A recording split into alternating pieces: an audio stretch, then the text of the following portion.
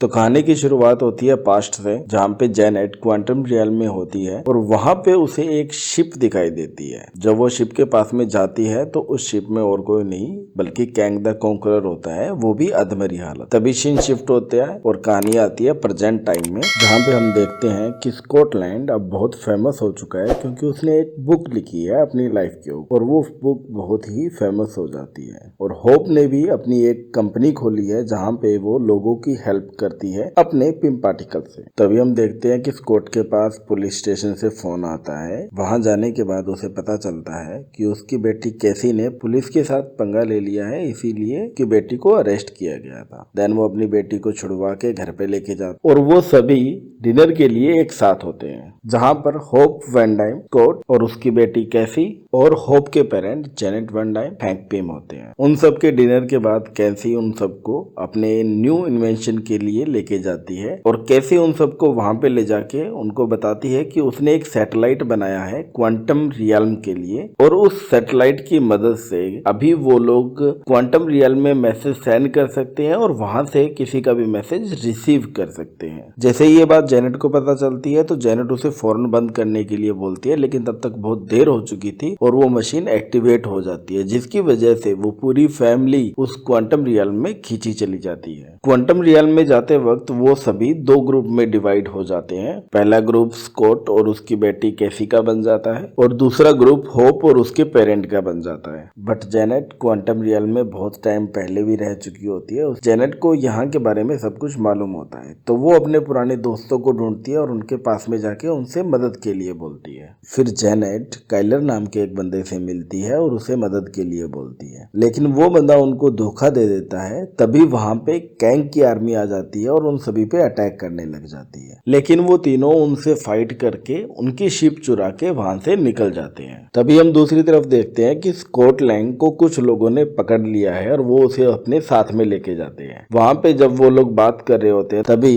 उन सब की बातों से पता चलता है कि यहाँ क्वांटम रियल्म में एक रूलर है जो सभी को बंदी बना के अपना काम निकलवाता है और वहां के लोगों को लगता है कि स्कॉट भी कैंग के साथ मिला हुआ है और वो भी उनको यहाँ पे बंदी बनाने के लिए आया है। तभी स्कॉट सबको अपने बारे में बताता है और वो बोलता है कि हम यहाँ पे गलती से आ गए थे और वो अपनी बाकी की फैमिली को ढूंढ रहा है और वो उन्हें जेनेट के बारे में भी बताता है। और जेनेट के बारे में सुन के वो एलियन का ग्रुप भी स्कॉट पे यकीन कर लेता है, क्योंकि वो जेनेट ही थी जिसने इन सबको आजाद करवाया था कैंग से और उससे फाइट करने के लिए सबसे पहले इकट्ठा किया था। वो लोग इन सब के बारे में बातें कर ही रहे थे कि तभी उन पे कैंग की आर्मी हमला कर देती है। तभी वो सब लोग कैंग की आर्मी से निपट ही रहे होते हैं, लेकिन तभी वहां पे मोडोक आ जाता है, जो कि आते ही कोट और कैसी पे हमला कर देता है और उनको बंदी बना के अपने साथ ले जाता है। और दूसरी तरफ हम देखते हैं कि जेनेट हमें बताती है कि कैंग जब सबसे पहले क्वांटम रियल्म में आया था तो वो बिल्कुल अधमरी हालत में आया था और वो अपने आप को एक ट्रैवलर बताता था जो कि मल्टीवर्स में अलग अलग टाइम में ट्रैवल कर सकता है।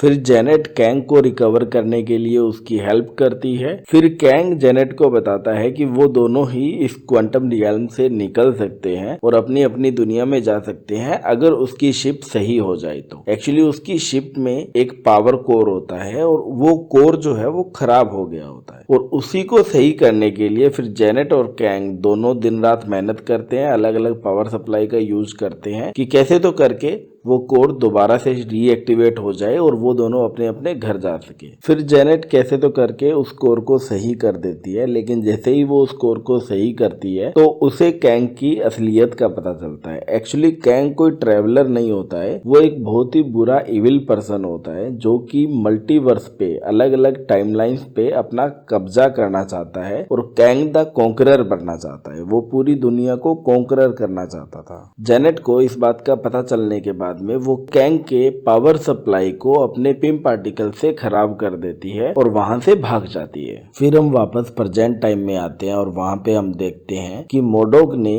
कोट और कैसी को बंदी बना लिया है, अपने सेल्स में डाल लिया है। तभी वहां पे आता है कैंग द कॉन्करर और आके स्कॉट से एक डील करता है। कैंग स्कॉट से बोलता है कि तुम मेरे मशीन के कोर को ठीक कर दो, इसके बदले मैं तुम दोनों को जिंदा वापस जाने दूंगा और अपने अपने दुनिया में वापस छोड़ दूंगा। पहले तो स्कॉट इस बात के लिए राजी नहीं होता है, लेकिन फिर वो स्कॉट की बेटी कैसी को टॉर्चर करता है। इसकी वजह से स्कॉट को कैंग की बात माननी पड़ती है और वो पावर सप्लाई को ठीक करने के लिए अपने आप को स्ट्रिंग करता है और उस कोर में चला जाता है। और जैसे ही स्कॉट उस कोर के पास में पहुंचता है तभी वो देखता है कि उसके अंदर से एक और स्कॉट बाहर निकल गया है और देखते ही देखते वहां पे हजारों स्कॉट इकट्ठे हो जाते हैं। ये सब इसीलिए हो रहा होता है क्योंकि उस कोर के अंदर इतनी ज्यादा पावर होती है कि वो किसी भी संभावना को हकीकत में बदल सकता है और इसीलिए इस कोर की हेल्प से कैंग अलग अलग टाइमलाइन और अलग अलग मल्टीवर्स में ट्रेवल कर सकता है। फिर हम देखते हैं कि तभी वहां पे होप भी आ जाती है। देन स्कॉट और होप दोनों मिलके उस पावर सप्लाई को ठीक कर देते हैं। उस कोर को ठीक करने के बाद स्कॉट कैंग से बोलता है कि मैंने तुम्हारा काम पूरा कर दिया, अब तुम हम सबको जाने दो यहाँ से और हमें अपनी दुनिया में वापस भेज दो। लेकिन कैंग कहाँ मानने वाला था। फिर स्कॉट कैंग पे हमला करने के लिए आगे बढ़ता है, लेकिन कोंग उनको बड़े ही आराम से हरा देता है और कोंग वहां से अपना पावर सप्लाई और जेनेट को लेके अपने टावर में आ जाता है। तभी हम दूसरी तरफ देखते हैं कि कैसी